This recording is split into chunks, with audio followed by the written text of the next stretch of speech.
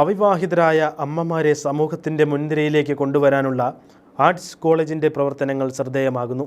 കൽക്കട്ടയിലെ cent Teresa കമ്മ്യൂണിറ്റിയുടെ നേതൃത്വത്തിൽ north ഡക്കോട്ടയിലെ ബിസ്മാർക്കിൽ നടത്തുന്ന കത്തോലിക്ക ലിബറൽ ആർട്സ് കോളേജായ മേരി യൂണിവേഴ്സിറ്റിയാണ് സമൂഹത്തിൽ നിന്ന് ഒഴിവാക്കപ്പെടുന്ന അമ്മമാരെ സഹായിക്കാൻ മുന്നിട്ടിറങ്ങിയിരിക്കുന്നത്. 2021 ഒക്ടോബർ 1-നും 2022 സെപ്റ്റംബർ 30-നും ഇടയിൽ ഏകദേശം 4 ലക്ഷം ഗർഭഛിദ്രങ്ങൾ അമേരിക്കയിൽ നടന്നതായാണ് റിപ്പോർട്ടുകൾ. റോ വേഴ്സ് വേഡ് നിയമം അസാധുവാക്കിയതിനു ശേഷവും ഗർഭഛിദ്ര നിരക്കുകൾ കുത്തനെ കൂടുകയാണ്. അവിവാഹിതരായവർ ഉൾപ്പെടെ തങ്ങളുടെ ഭാവിയെ കരുതി ഗർഭഛിദ്രം തിരഞ്ഞെടുക്കാൻ നിർബന്ധിക്കപ്പെടുന്നു. ഈ പശ്ചാത്തലത്തിലാണ് അബോർഷൻ നടത്താതെ കുഞ്ഞുങ്ങൾക്ക് ജന്മം നൽകുന്ന അമ്മമാർക്കായി ഒരു ഭാവി രൂപപ്പെടുത്താനുതകുന്ന തരത്തിൽ അക്കാദമിക് സൗകര്യങ്ങൾ ഏർപ്പെടുത്താൻ കത്തോലിക്ക യൂണിവേഴ്സിറ്റി മുന്നിട്ടിറങ്ങിയത്.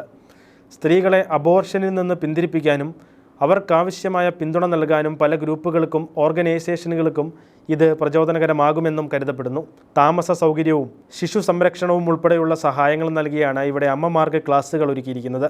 ഇത്തരത്തിൽ ആദ്യമായി 18 മാസം പ്രായമുള്ള മകളോടൊപ്പം ഡിപ്ലോമ നേടാനൊരുങ്ങുകയാണ് കാറ്റി ചിഹോസ്കി എന്ന യുവതി. കാറ്റിയെപ്പോലെ മറ്റ് യുവതികളും ക്യാമ്പസിലുണ്ട്. ക്യാമ്പസിനോടൊപ്പം ഈ കുട്ടികളും വളരുകയാണെന്നും അവരുടെ വളർച്ചയുടെ ഓരോ ഘട്ടവും ക്യാമ്പസിലുള്ളവർക്ക് കൗതുകമാണെന്നും student development vice president Reid Ruggles പറഞ്ഞു. പഠനകാലത്ത് വിവാഹ നിശ്ചയം കഴിഞ്ഞ ചിഹോസ്കി അടുത്ത ഒക്ടോബറിൽ വിവാഹിതയാകും. തൻ്റെ സോഷ്യൽ വർക്ക് ബിരുദം ഉപയോഗിച്ച് തുടർന്ന് ജോലി ചെയ്യാൻ കഴിയുമെന്നും സന്തുഷ്ടമായ കുടുംബജീവിതം നയിക്കാൻ കഴിയുമെന്നുമാണ് ചിഹോസ്കിയുടെ പ്രതീക്ഷ.